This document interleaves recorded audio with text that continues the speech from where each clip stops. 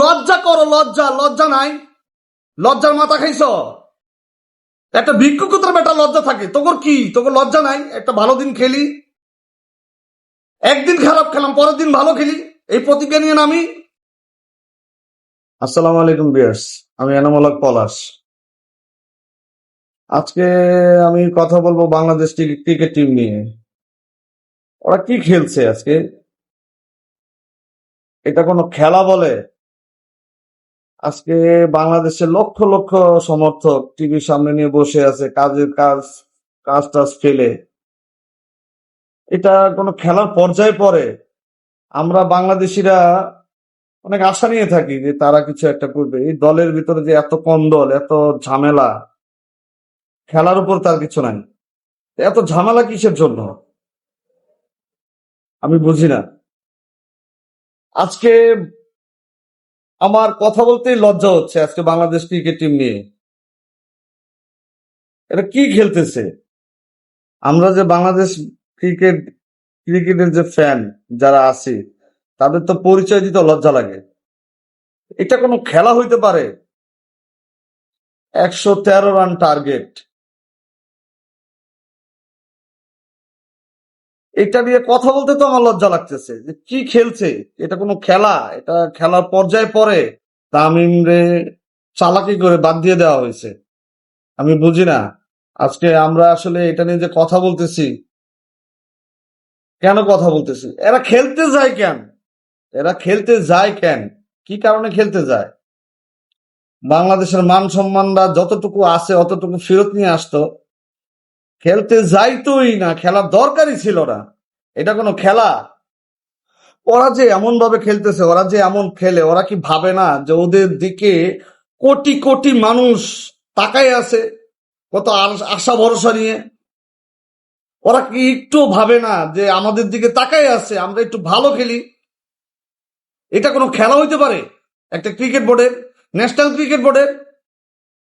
কি সুন্দর নামলো, আসলো, আউট হয়ে হাসতে হাসতে প্যাভিলিয়নে ফেরত আসে, প্যাভিলিয়নে এসে হাসে।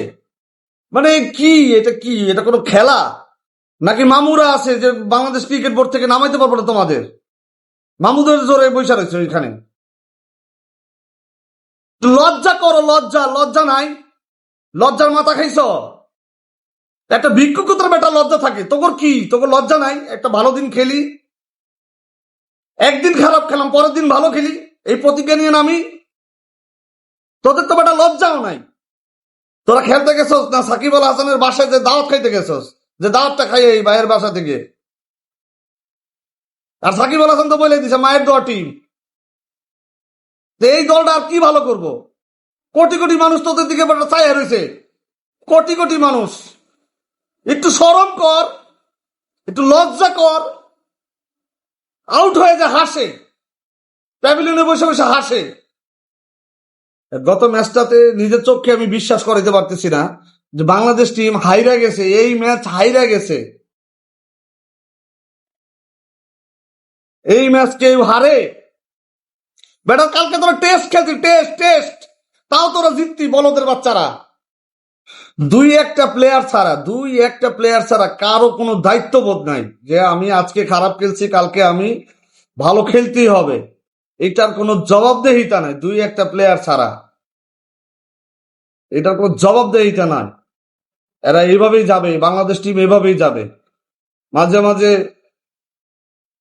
ভাবি যা খেলা দেখবো না, তারপর আমরা বেহাইয়া জাতি, লজ্জার জাতি, শরম নাই, আমাকে শরম নাই, তারপর আমরা টিভির সামনে বসে আশা ভরসা নিয়ে যে আজকে বাংলাদেশ জিতবে। আর এই আশা ভরসার ভিতরে একেবারে পানি ডাইলা দেশ তোরা খেলতে যায়।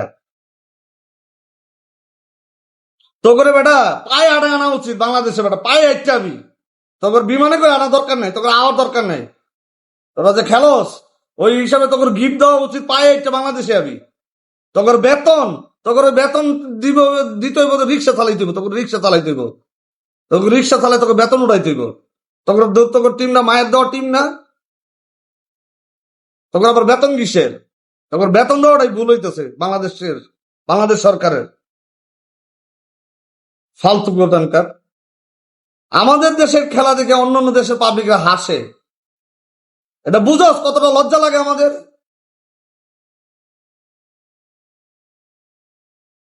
দিন দিন এই বাংলাদেশ টিমের প্রতিদিন অবনতি দেখতেছে। এত লক্ষ লক্ষ কোটি কোটি টাকা, মানে স্টাফ বেতন, কোচ কোচ রাখা, তাদেরকে বেতন দেওয়া, এইগুলো যে করতেছে আগের থেকে। বাজেট এই ক্রিকেট বোর্ডের জন্য প্রতিদিন বাড়াইতেছে। আজ শুনতেছি নাকি ক্রিকেট বোর্ডের 900 কোটি টাকা আছে।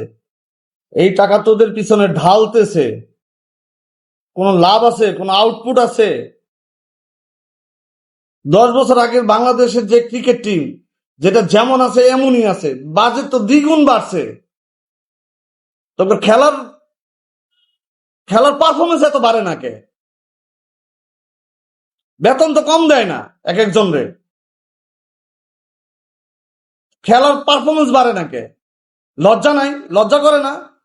আজকে থেকে কি লজ্জা নাই? একদমই নাই, একদমই লজ্জা নাই যে বাংলাদেশের মানুষের সামনে আমি কিভাবে দাঁড়াবো আজকে এই খারাপটা খেলছি? লজ্জা শরম আছে কোনো?